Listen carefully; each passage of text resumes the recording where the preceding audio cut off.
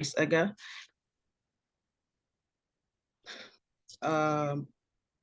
Currently running my PhD in North Carolina University, like I also said. So I'll be presenting on research introduction and literature review. Shall I share my screen, right? Yes, doing please it. do. Okay.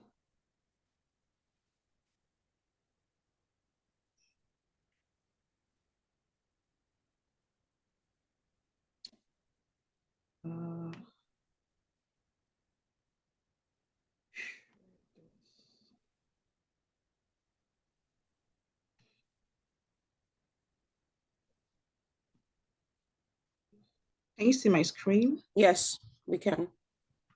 Okay.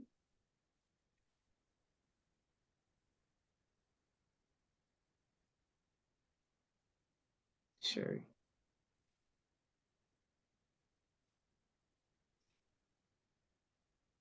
Okay, stop this. Here's this thing. Okay, like I said, writing research introduction and literature review. So this are my outlines for the presentation. First of all, the objective of the presentation, get to understand what research writing is all about, academic research writing is all about, research introduction, writing literature review, and our take home. Now, our objective for this presentation, why is this thing connected? Okay, understanding the importance of the introduction and literature review, learning how to structure them, and getting tips for effective writing.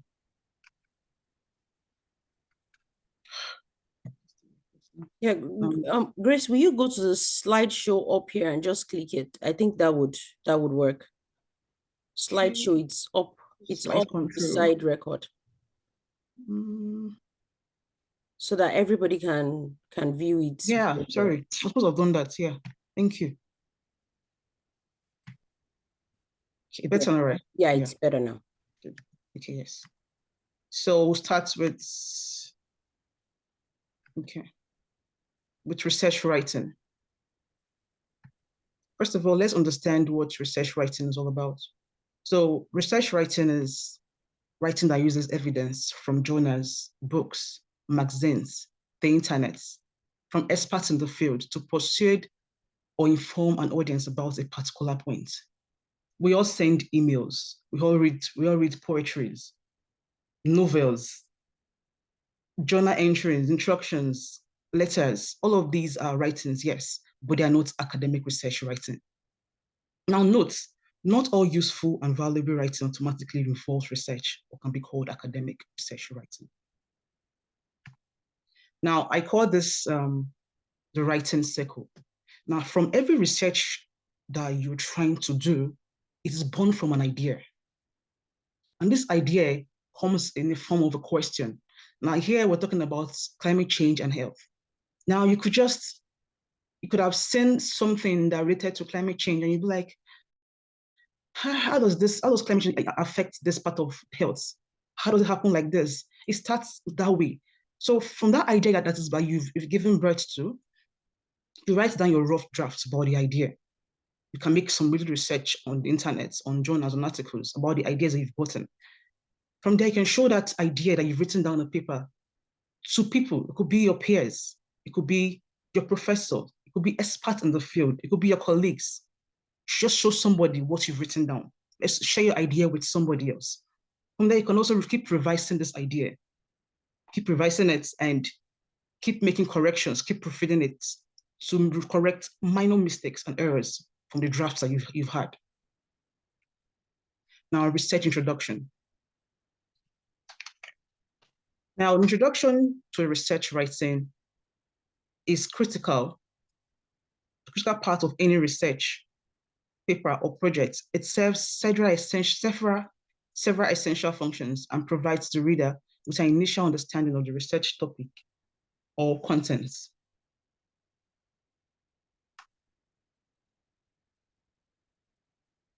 Okay. So what's the purpose of an introduction? Now, the introduction should answer three important questions. what am I writing about? You don't just wake up and just start writing. First of all, the thing you're writing about is something that you have solid interest in. But it's when you have interest in something that you have determination and focus to continue the process. Now, why is it important? Why are you pursuing this research? Why do you want to do the research? Now, what do I want the readers to know about it? What should they gain after reading your research paper, your article? These are three important questions you ask yourself before starting a research study. Now, key elements of research introduction. These are few, it can be more than this, but these are the basic elements of a research introduction. Background information, which just tells the reader about what you want to write about or what you're researching about, the problem. Problem statements, you state how this research you're doing, how it has affected the world, like prevalence of the particular of this issue you're trying to solve or answer the questions to. Objectives, then purpose of the study. Now, in my undergraduate, I think I had aims and objective in my own research. But while I was doing my master's degree in public health, I was told that both objective and purpose of study are the same thing. So you don't need to have the both of them in the research. So sometimes when you're reading articles online, they ask you, if I ask you now that, open an article right now, show me where the question is, you would not see it there. But in the real sense, it is written under the purpose of the study. It doesn't come as a question. But when you read the purpose of the study, you get to understand what idea what idea brought the person this far to do this research. Now, in the of the study, how would this impact the world? How would it impact those in the field and everyone in general? Now, research question and hypothesis. These are important components, elements of research introduction. Now, key details of research introduction. These are things that are mostly important when you're writing research introduction. Now, the first thing is the purpose. This is to introduce to the reader the research topic and provide background information to the readers. It sets the stage for the entire research paper by outlining the scope, significance, and objectives of the study. Now move to the context. This places the research within a broader context, explaining why the topic is important and relevant. It may include a brief review of existing literature to show what is already known and what gaps or questions the research aims to address. Now let's move over to the focus, the scope and the focus.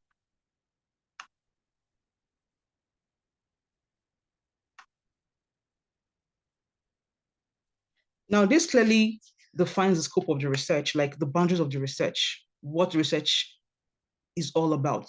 It shouldn't exceed some specific limits. Now, what basic affect topic we will be exploring? State the research question and hypothesis that this study seeks to answer. Now, the next one is the background information. Now, this provides historical and background of the research that you're trying to do. Like, you're trying to see what others has done in the research and what they found out doing their own research. Now, significance of the study. It explains why the research is significant, why is it important, what potential contributions it will make to the field of the study. It emphasizes the practical implication of the study or how it can address the real world problem and the problem you're trying to solve with your research.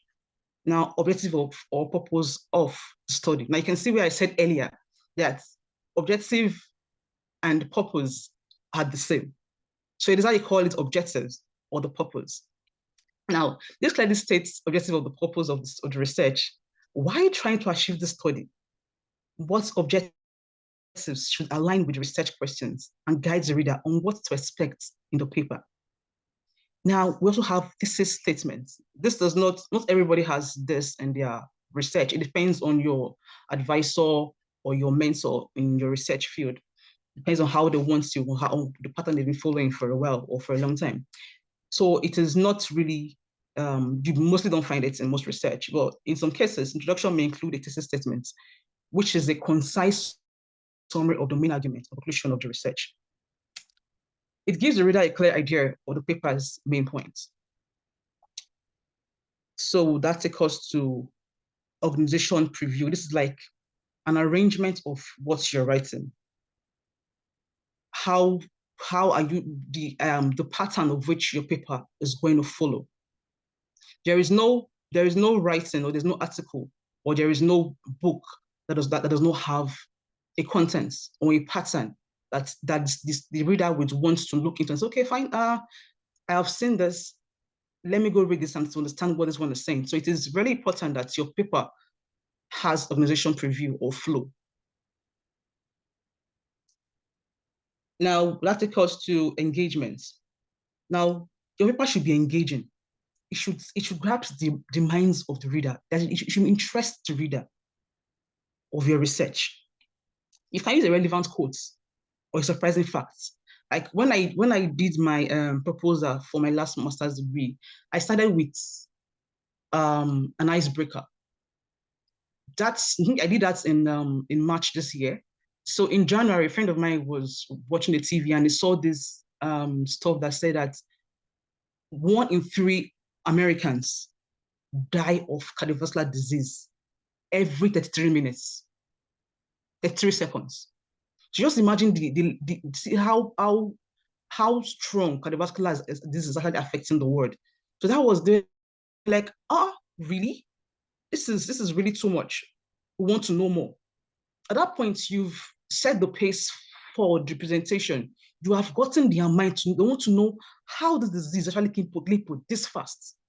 So you should have you should have an icebreaker. You should have something that will interest the reader of your paper.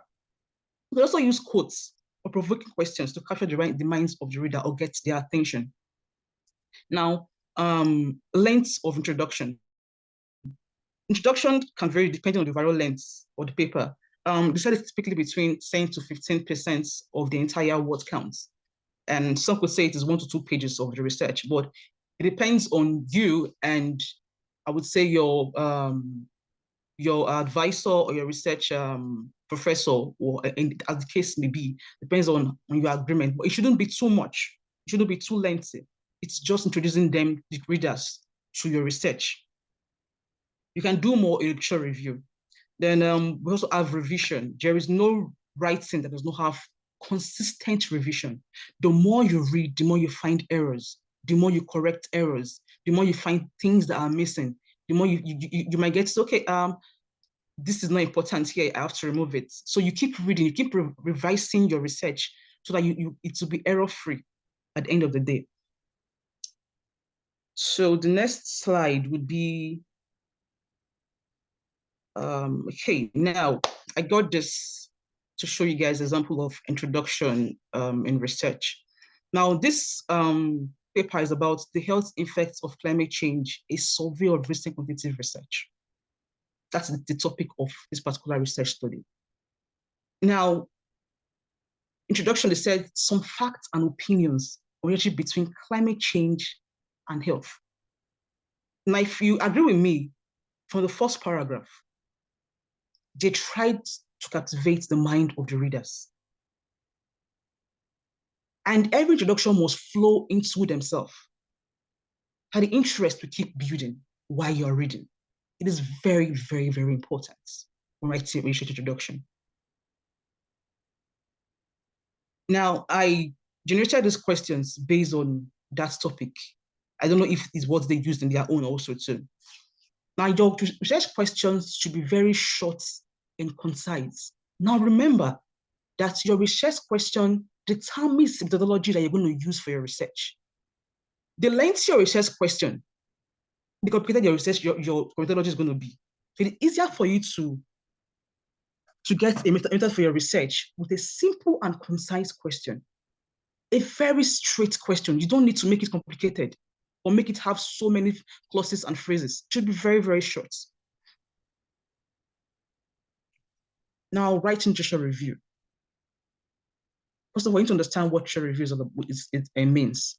Now, literature review is a survey of scholarly sources, such as books, journal articles, and theses related to a specific topic or research question. It is often written as part of a thesis, dissertation, or research paper in order to situate your work in relation to existing knowledge. Now, what's the purpose of literature review? Now, we said it provides context, meaning that introduction in research sets the stage by explaining the background and the environment in which the study takes place. Justifies the research, implies that it explains why the study is necessary, demonstrating its significance and relevance, and addressing specific issues or questions. Identify gaps. It means the introduction highlights areas where previous research fall or lack information, signaling where the new study aims to contribute. Now, in my last research in my public health, I worked on cardiovascular disease on healthcare professionals. So I used a previous, where I got my research gap from. I think they did that research in UK and what is this other country again? But I used their questionnaire. So me and my advisor had to con the questionnaire to suit my own research. So at the end of the research, while I was presenting the final research paper, defending it, we figured out that I did not include sleep to my questionnaire.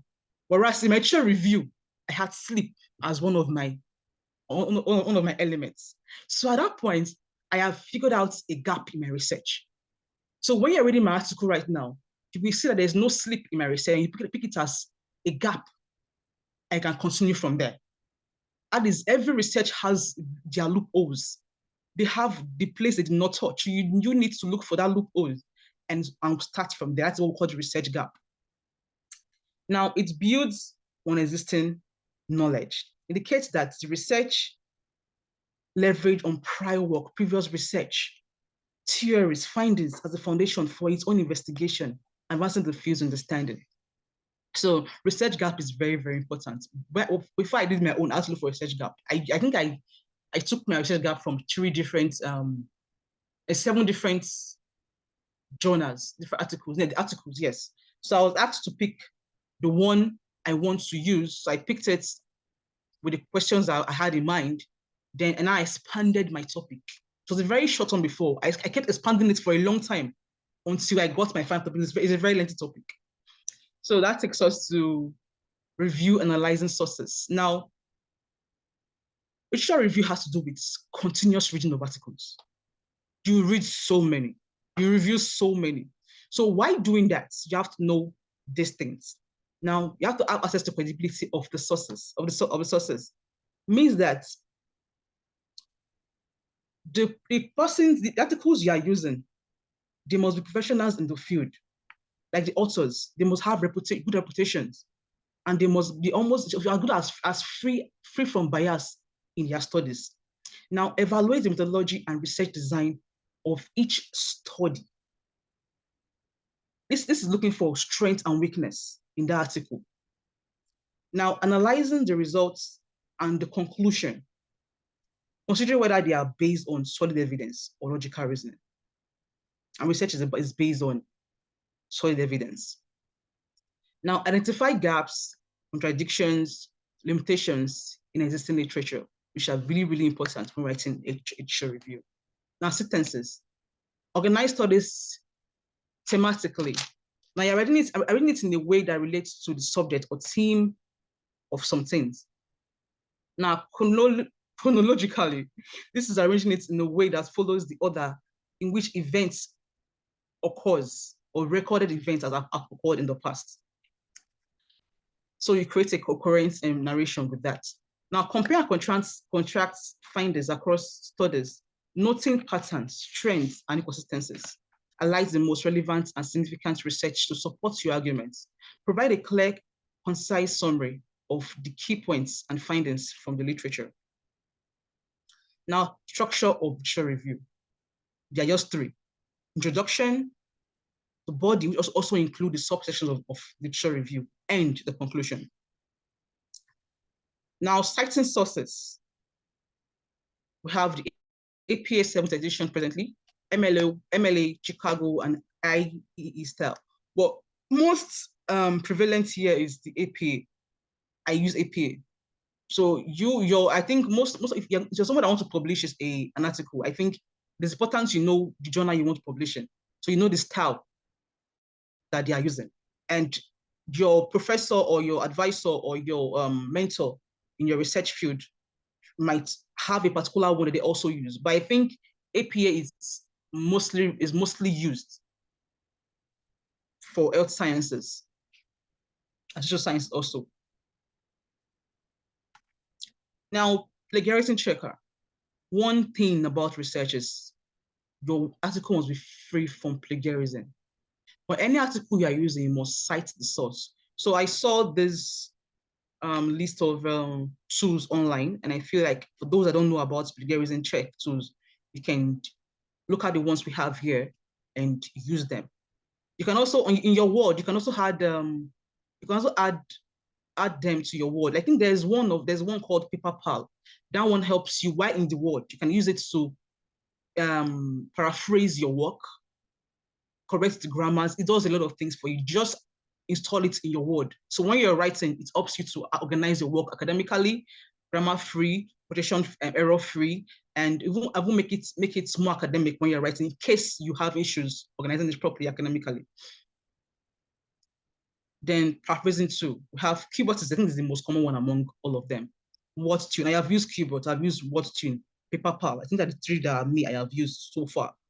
Then we have the others. They are mostly paid. They also have the free version, which is also always limited. We all know that. They don't always come free.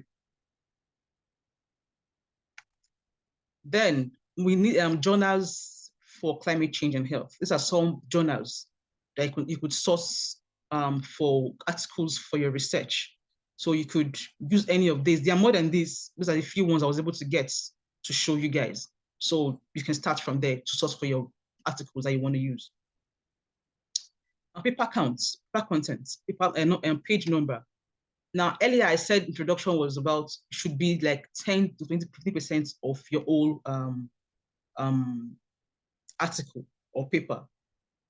But this is not, it does not really have a constant number of pages to write on, but it should not be too much. It should not be too much. It can be more than 2 pages, but it should not be too much. Literature review, they said 5 on the average, but 20 when it's a bigger research, over more than 20. I think I did more than 20 pages for my literature review the last time I did, because I know my total page count was, I think I had 100 and something for my undergraduates. I think this one too that I did was about 92 pages. I didn't really write too much for this last one I just did. So for paper to include in your research introduction, you can use between 2 to 4 or even more than, but it should not be too much. It should not be too much. Editorial review between 10 to 50 is okay, but if you want to add more to it, but you just try and make it concise so that you don't have too much in your work. Like there's one I'm trying to work with on my with my research advisor here. They used 175 references for their research. So it's still possible to use more than this, as much as you can get, more facts that you can get, keep getting citations. And I forgot to include that we also have tools that helps you in arranging your citations and references. I think we have the Medellin, we have Zotero. I'm trying to remember the rest, but I know those two are mostly common that you can use. You can install the Medellin in your Word, so it make it easier when you're citing, make you not to lost references along the way. Now, how does introduction differ from literature review? While introduction often includes a brief overview of the important research on your topic, it should not be overly specific when discussing the literature. Instead, it also introduces your research question, purpose, objectives, or hypothesis.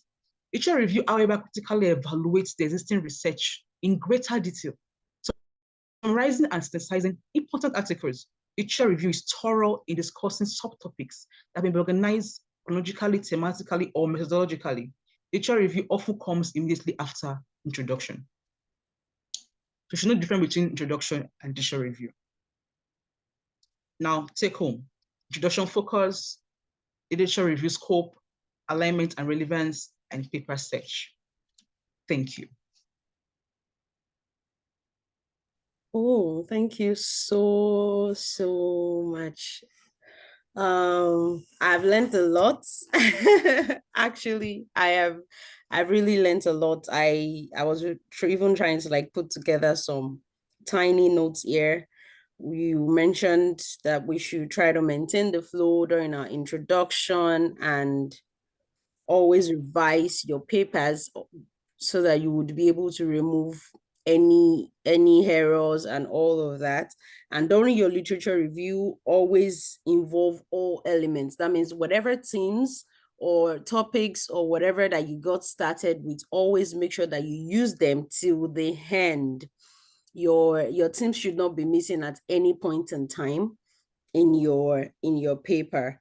And also make sure you read through the methodology and research design of any paper that you're including in your literature review. So thank you so much for that. We really appreciate you. So we have some questions in the chat. And I think the very first one came when you were talking about the introduction. So the person said, do we need to write all this in the introduction? I think they were referring to the buds that you had. Which one? If you want to scroll through your slides, let me see. Just please, if you have your questions, please put them in the chat section. I would be reading them out for you. Or if you want to speak out, just let me know. You can just raise your hand. You can just scroll through your research. It's, I think, it's right? way down. Introduction is just, okay, yeah. No, it's way down. It's still way down. It's still way down. You can just, This one. Yes. Yeah. No, the other one. Yes. So the person was asking if we are to include all of this. No, not all of this. That's why I had the key elements before this one. Okay. Yes. Okay. So these are the ones that can be included in the study. Yes, you don't add engagement. It's just giving you ideas on how to write it effectively, engaging your reader, length of the study, revision, right? So this is just combining the key elements and more details to add when you're writing your research, like things you consider while writing your research paper, introduction. Okay. So not all of this. Okay. Then the second question is, how many literatures do we need? But I guess the person asked that question before you answered it in your slide. So okay. So I believe that is answered. Do we have any other question? Does anybody have any question? You can just raise your hand and we would be taking your questions quickly.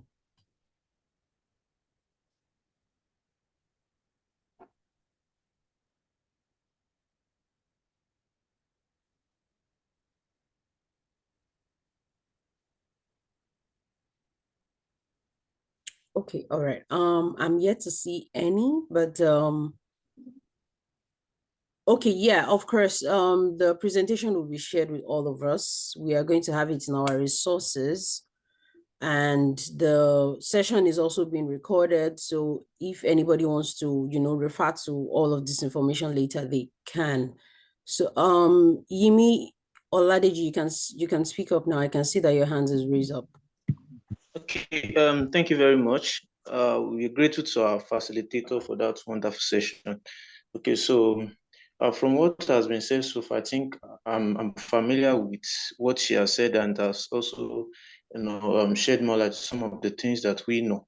So I was just gonna raise that in my 2 tracks, actually we have discussed and realized that looking at the limits, the time factor we have, the time constraint, I meant to say, and the matter concerning ethic and all of that. I think what we are going to do in this our research fellowship, the research paper we are writing, is essentially secondary review. I don't know if I'm correct. Secondary research, I meant to say. Yeah. Okay, so Okay, so I just want to add that so that I would be able to put in context whatever we have been taught today. So thank you very much. I just want to clarify that. All right, Yeah. thank you.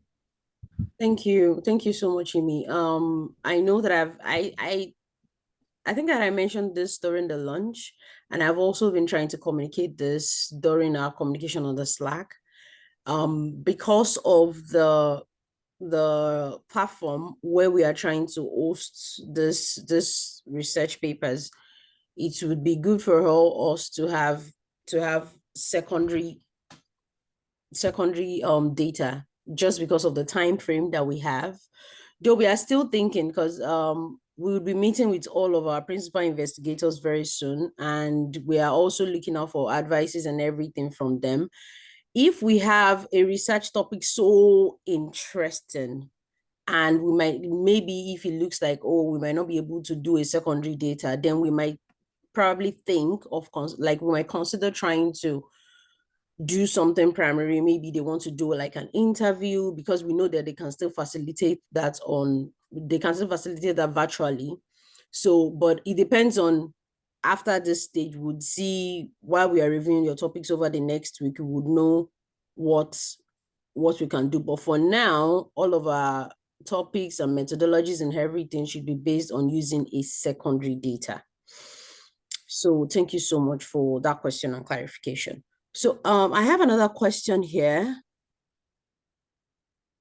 Okay, Nadine says she has to go. Thanks a lot for the presentation. So where will these papers be published, and what is the process of publishing? Okay, I think that question is probably for me. As you can hear during the presentation, like, Grace has listed some journals where we can look for papers for introduction and literature review. And obviously too, we are also trying as much as possible to get information of journals that we would be publishing all of these papers to. We are not just doing all of this work for us, not, for them to come and sit down in our computers and take dust. So we are gathering all of this information, the instructions for each journal, for us to be able to publish on them. And just like we mentioned during the first meeting, during the lunch, we are going to be helping you get tools for your Google folder, where you would attach all of this, so that as everybody is getting all of their papers and your team leads are helping you review them and all of those, you would be able to add all of your references to the reference manager, just so that if we are publishing all of this research, we can easily, change any of the references for it to be applicable to any journal that we want to publish in. So by the time we get to that stage, you're going to be receiving all of the instruction. We will definitely facilitate all of that. But please, if you have any other question, please keep that coming in. We would definitely love to learn. Is there a required or limited time frame for this secondary data from which year to year? Okay, now that's a very, very good question, and thank you so much for asking. It is like, we advise that all your papers should not go beyond the last 10 years. We are in 2023. Like, any papers that is going beyond 2013, I believe it would be outdated, especially in the case of the topic that we are dealing with, which is climate change and health.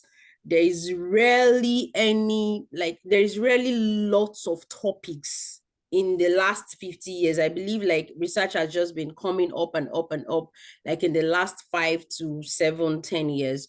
So please, whatever paper you are getting, try as much as possible, unless only the paper is actually key to your topic. But even if it's key to your topic, I believe that recently you should be able to get something that is related to that of recent. So please, we didn't keep your paper from 2013 to 2023. That would be the best advice. So I don't know if I've answered your question, but if you still need to ask more, just let me know. Someone said, about the issue of APC. Could you please tell me what APC is? Yemi, what's APC? I don't know if you could describe that further. So Grace, thank you so much. You can stop sharing your screen now. Thank you so much. We really appreciate that you make up you make out time at the last minute to. Yeah. Okay, thank you. Thank you so much. You're welcome. Okay, so for the article processing charge, we are actually looking out for special issues. We are presently in meetings with some journal that are trying to see how they can put together special issue to publish in their journals. But the issue with that is they might not be able to take all the topics that we all have right now, but definitely we would see a journal that would accommodate one topic or the other for everybody. So and just like Mashkar has also said in the chat session, some journals offer waivers as well. And we have advantage, and that advantage is the fact that majority of us are from low and middle income countries. So some journals would let you know that when you have someone being one of the authors, if they are from a low income country, they would waive the charge or probably maybe reduce it or something. But we are actually not trying to aim for journals that would charge us $5,000. So we are aiming for special issues and also journals that would accept that this charge be waived. So please, those are the things that we are going to be facilitating. So please, let's not worry about that now. When we get to that bridge, all those will definitely be sorted. But very soon I'll be sharing with you information of journals that we've reviewed that actually have their special issues opened from now till March 2024. And we believe that by then we should be done. So do we still have more questions?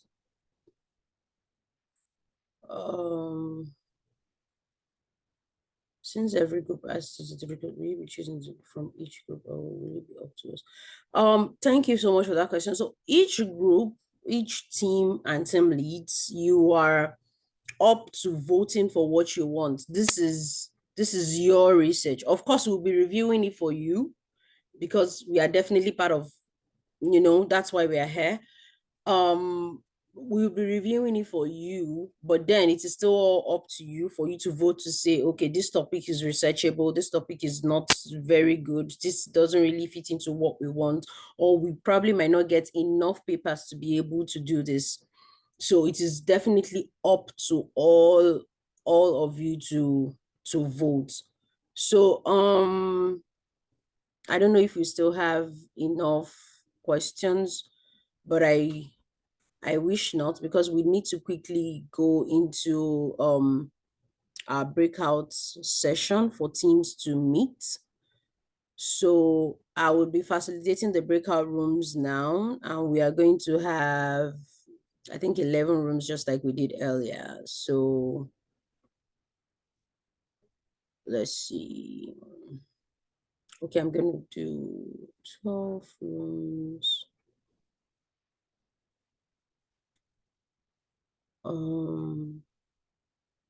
So please join your team session, and just like we did the last time, I would be hopping all the teams here. So if you see your team, please join them and just have a little chat for like 10 minutes, and we would all come back here.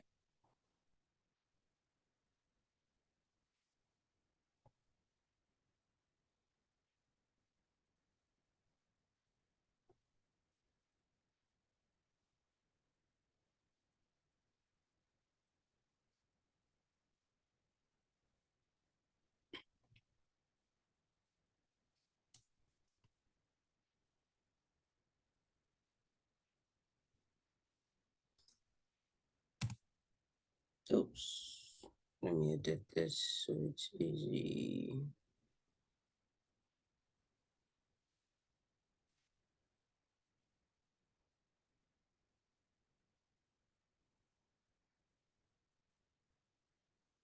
Yeah. So the breakout rooms would be for you to, it's an opportunity for you to meet again. If there is any other thing that you want to discuss, it doesn't have to be something much. So if you have any question that you want to ask, maybe your team leads, or if you feel there are some things that you didn't discuss just before you guys have another meeting in your group on the Teams channel or whatever platform you have created for yourself to talk again. So you can just have the opportunity to meet here again if you want to reiterate on the lecture or what you need to do and all of that. That's all. And for those that will still be remaining in the main room, please feel free to ask me any question that you have.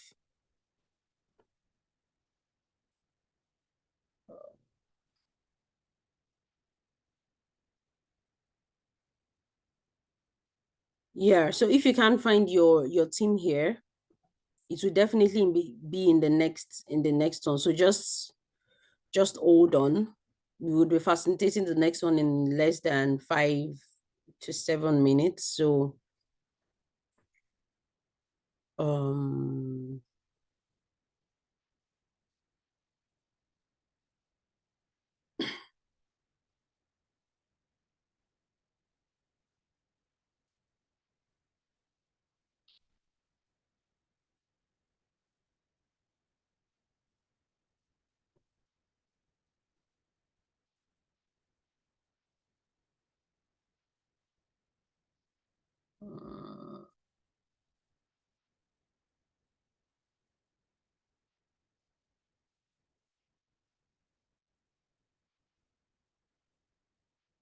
please, on with your question. Thank you. I think I have kind of two questions. The first question is about the time frame, because this research, I mean, the program ends in November, and I'm wondering whether we will actually be able to complete 2 research articles, since most of us are in 2 teams. So yeah, I just kind of, if you could provide any advice on that, because usually one research paper would take almost 6 months, but now we're doing 2. And then the second question, should I? Okay, no, go on. Okay.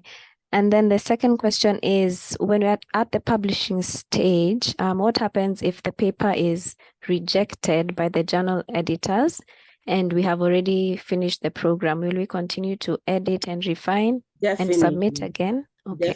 Definitely. Someone asked a similar question earlier on, and the answer is the work does not end at your cohort. The major platform, or the reason why we're having this cohort as it is like this, is for us to be able to move together at the same pace and be able to train everybody all together. The major work will still be after, when this 12 weeks is over and everybody is still trying to review the paper. Just like the speaker said the other time, we have to keep editing.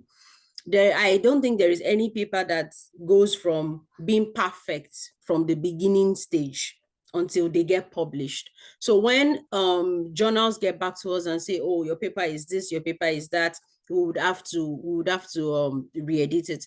And for me to quickly add to that, we are still bringing in principal investigators for each team.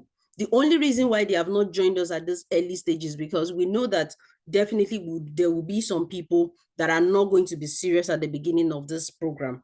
Not that we aimed for that, but the public will always be the public. So we want to get to a stage whereby we already know the people that are serious on each paper. Maybe some people are busy right now, or they can't commit to 2 teams. I still have people sending me mails that they cannot commit to 2 teams. They wish to stay on 1 team.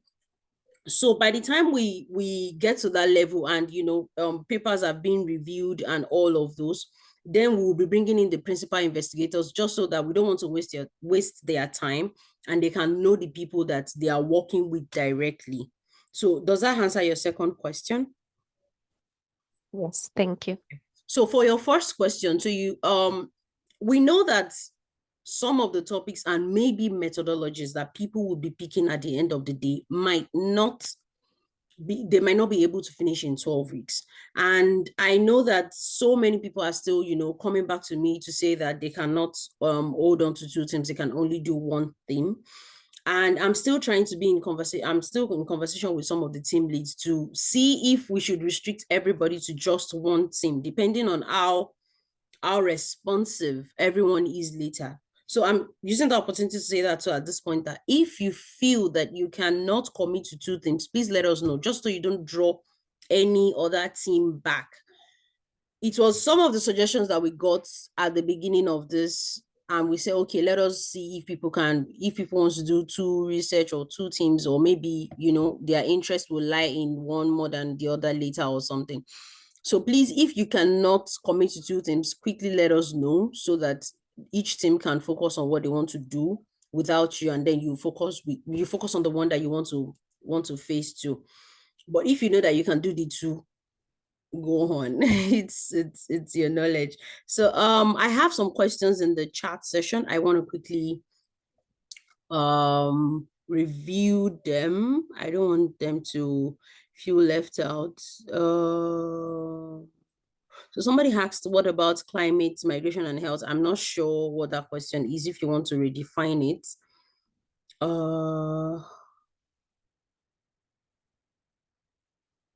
Okay, I believe those ones have been said. So sorry, okay.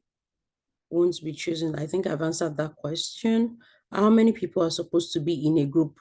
So the question of how many people are supposed to be in a group, for each team, we have at least 3 people in a team. You cannot have less than 3 people. And that is because when we have 3 people and you're trying to make decisions about papers that you should include in your research or not, you can have one person say, this is what I picked. The second person say, this is what I picked. And, you will definitely have 2 opinions. So the third person is supposed to be the tiebreaker. So that's why you must have at least 3 people on each team and maximum of 12 people. But I don't think we're going to be getting up to that again, but that's still fine. So how many people? So we know how many people we still need to reach out to. Oh yeah, if you have 3 people, please go on, at least 3 people.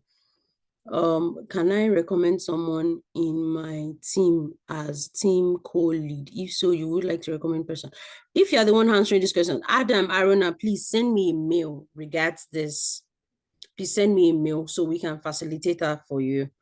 I would love to ask more questions, but unfortunately, okay. Yeah, the recordings will be shared with everybody for those that are not here and those that want to revisit it later.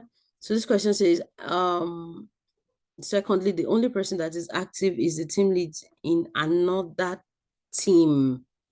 Yusuf Abdulkarim, please send me a mail for this question that you have, so that I would know the name of the team and we would resolve that later. Okay. So I think we are done now. Those in the breakout room should be done. So I'll be closing all rooms now. Usman Bashir, you can ask your question just before the breakout rooms get back here. Please, Hi. am I audible? Yeah, you are. We can't hear you. Usman Bashir.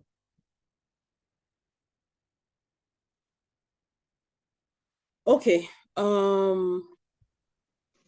Hello. Yeah, we lost you for a minute. Oh, sorry. I said if I heard you very well in one of the stages, you said that once it We lost you again. We can't hear you, Usman.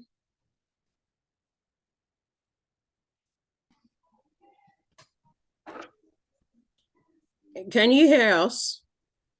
Yeah, I can hear you. Sorry, But I we just had an couldn't hear incoming. you.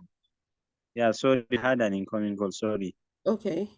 But my question was, you said that once we are in the third week, all inactive members should be disregarded. Yes, please disregard them, and don't worry, we would facilitate that for you. You don't have to worry. After the third week, because that's when the bulk of your work is going to get started. After the third week, and you have irresponsive members, please disregard them. Just continue with the people that you got started with, the people that have committed fully. Because once again, we would have everybody state what they did in the research at the point of publishing. So if we are going to have someone on the team that would not be able to say this is what they did, then there is no point. So, or as long as you have at least 3 people. Do you have at least 3 people that are fully committed? Yeah, we do. Please go on. Though you don't have Yeah. to wait for anybody. We are on a time frame here, so we cannot wait for anybody. Yeah. So my second question is, we talk about some members having been in more than 2 teams. What if you are Not more than 2 in teams, like just 2 teams. sorry, Yeah. 2 teams. What if you grow an interest in one of the team now, but you are in only one team? If you want to add a team, is that possible? You mean now, like if you want to join another team now? Yeah. It depends on the team you're joining right now. It depends on the other team that you have interest in. If they are up to 12 already, you might not be able to join. But please send me an email today if possible. So you can let me know you can let me know what team you want to join, and if it's still possible to join. So just send me an email. John, you have your hands raised up. Our time is very fast spent. Yes. I'm John Atikom from Democratic Republic of Congo. So I want to know in the last 6 I was not present in the meet because I was very busy to the work, and I will choose two group. So it will be possible to. My question is, I can. It will be possible for me to have the time to participate in this two group, or if possible, I will try to choose one group which can allow me to have the time to That's participate. that's that's totally fine. That's totally fine. Just send me an email. Let me know what group you want to drop or the one that you want to be part of. Then we'll do that for you. That's totally fine. We don't want anybody to bite more than they can chew. So if you know that you cannot commit to 2 groups, that is totally fine. But please do that this week. So yeah, that's it. Adam, I don't know your question. Yeah. Actually, I would like to apologize for coming late to this meeting. I had some challenges. Fine. I was actually. Can you hear me, please? Yes, we can hear you. I was actually oblivious of the time, and by the time I got to know, you are already in the question and answer session. Okay. So my question actually now is that I'll watch the video later, and then I can send my question to you through email, right? No, you can. I would send everybody the link for a Q&A section. Aside from those that I specifically asked to send me emails, please, if you have any other questions, send it in the Q&A session. That's part of the announcements that I want to make. So, with that, our time is fast spent. We only have 10 minutes. So I haven't actually asked the most important question I wish to ask today, which is regarding, can I actually name someone co-lead? no, that's what I'm saying. Just send me for this particular question now. Send me an email. All right. Then I would know the person you want to nominate as co-lead. If they're already leading another team, you would not be able to do that. So please send me an email and we will see what we can do about that. All right. Yeah. Thank you. So we'll quickly go into the announcement stage now, and I believe that I have gone through almost everything that I wanted to mention for announcements, but I will still go through something. So please, everybody, Our method of communication will be on the All Fellows Teams channel. That's where we have everybody. So if we have general information to share, it is going to be on the All Fellows Teams channel and on your emails. Please open your emails every time. If you have, if we are sending emails of information that you're going to be needing during the program and you're not saying it in the email, there is no way you'll be able to get on board with everybody because we are working with a time frame here. So please always refer to your emails and the All Fellows Teams channel. And I still have some people sending me mails for access to their folder. The emails that you used in your your application is what is being added to your Google Teams folder. So please make sure you are trying to access the Google folder with the email you used in your application. If you used any other email, it would not go through. So I really would not appreciate that at this stage anybody is still sending me mails about how to access the Google folder, because if you use the email that you use in your application, you'll be able to access it easily, unless only maybe there is an oversight in that space, which I think there shouldn't be at this point, because I believe if you've committed to a team at this point in time, you should have access to the Google folder. So please, if you're encountering that problem, please let me please try to use your email. And for team leads, please also try to check your team leads channel. That's where most of the information is going to be going through. And for the team leads, either the team lead or the co-lead can actually fill the check-in. So it doesn't have to be both of you. You don't have to put both of you's names. But the very important thing is for that check-in form, please make sure you put the name of your team, because that makes it very easy for us to track. And please don't be afraid to fill anything in there. Everything you fill inside that document is confidential. So please don't be afraid to fill anything. Please answer all of the questions that are there very well. And you're only filling it once a week, which is just every Friday.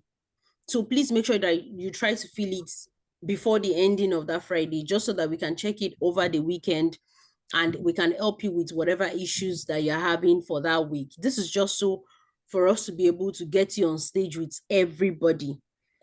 And the referencing manager, we are trying to see which one would be easiest for everybody to work with and which one would be easy for us to integrate with Google Doc, since all of our information is going to be on the Google folder.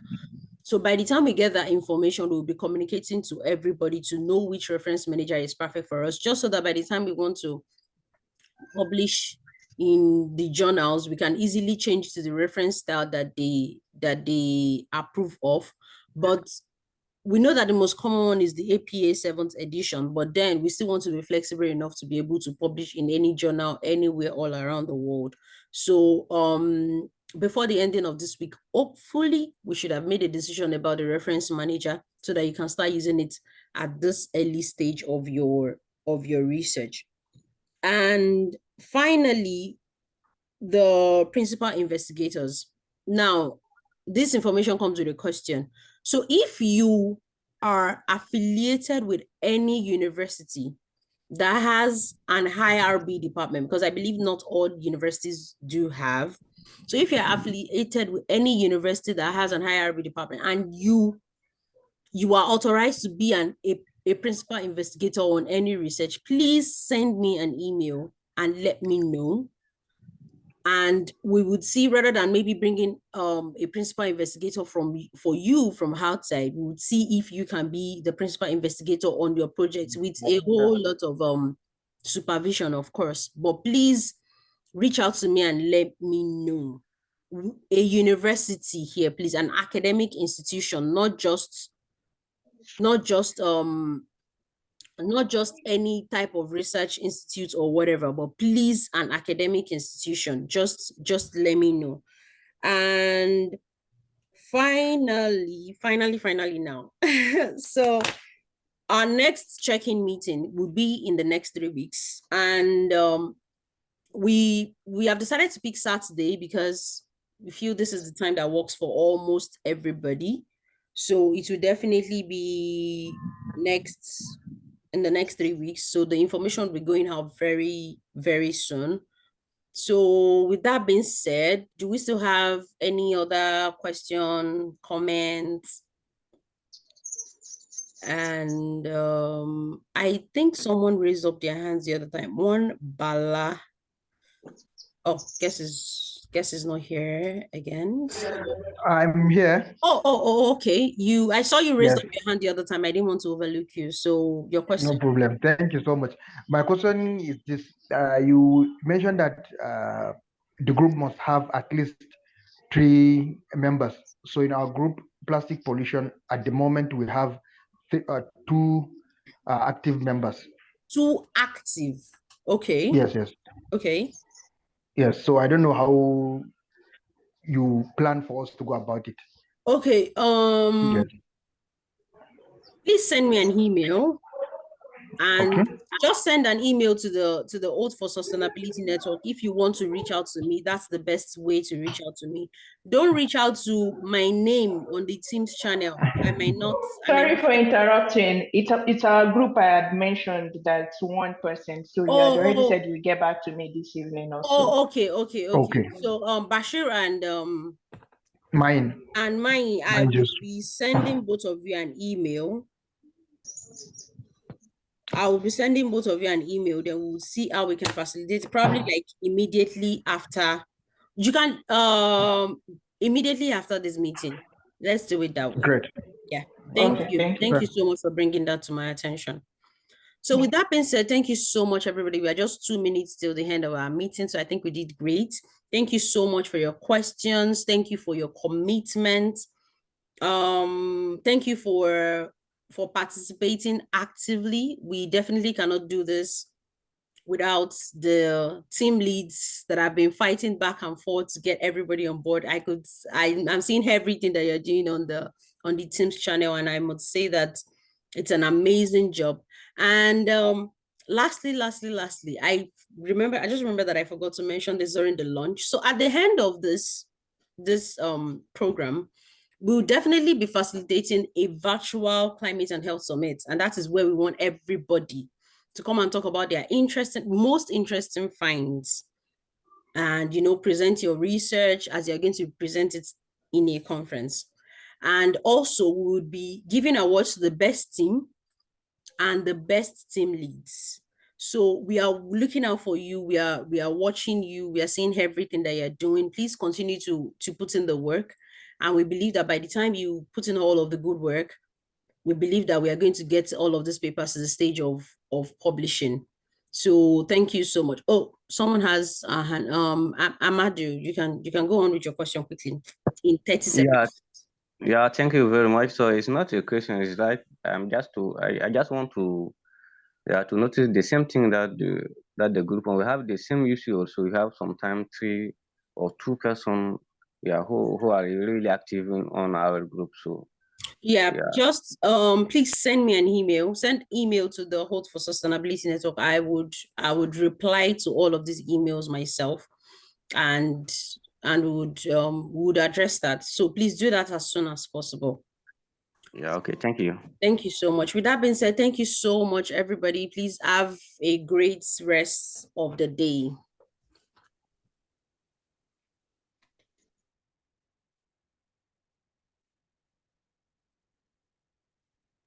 Thank you. Bye.